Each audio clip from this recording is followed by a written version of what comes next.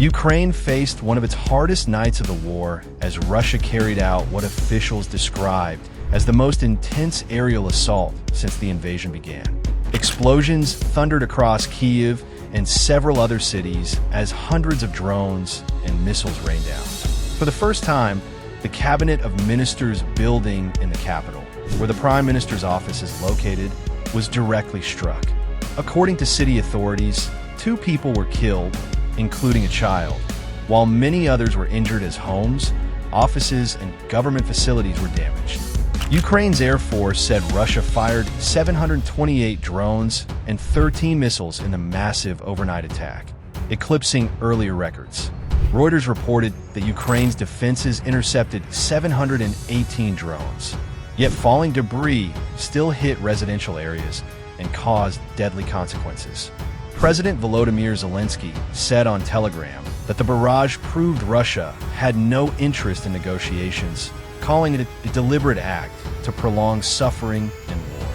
Local officials confirmed more losses in the regions. In Khmelnytsky, a civilian was killed when a Shahid drone fragment crashed into a neighborhood. In Brovary, outside Kyiv, a woman was hospitalized after debris tore through her apartment. Emergency crews worked through the night to extinguish fires and clear rubble. Ukrainian commanders admitted to The Guardian that while air defenses remain highly effective, the pace of Russian strikes is straining the supply of interceptors, such as US-made Patriot systems.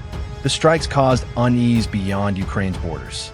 Poland scrambled jets after detecting swarms of drones flying close to its airspace.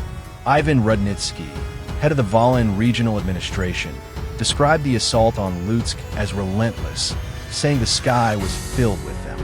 The New York Times reported that residents spent the night underground, with families listening to explosions and anti-aircraft fire in near-constant waves. Ukraine answered back with its own counterstrikes. The Russian Defense Ministry claimed its forces downed 86 Ukrainian drones launched overnight. While Moscow presented the move as ineffective, Western analysts told CNN the strikes showed Kyiv's determination not to sit idle despite facing one of its toughest nights of bombardment. The timing of the assault coincided with political tension in Washington.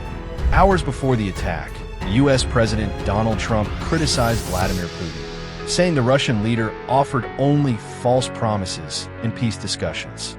"We get a lot of *T from Putin, but it turns out to be meaningless," Trump said during a cabinet meeting. According to CNN, he promised to send Ukraine more defensive weapons after reports emerged of a temporary pause in U.S. arms shipments.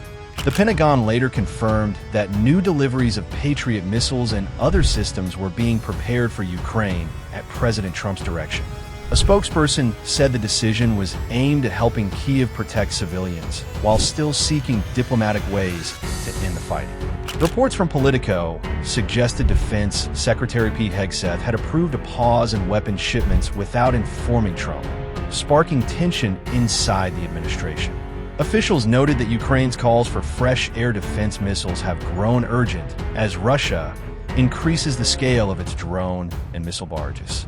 In Europe, leaders also voiced concern.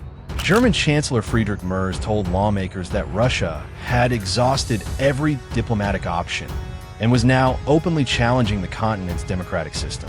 "If a criminal regime uses violence to erase a nation, then we must use every tool to prevent it," Merz said, according to Deutsche Welle.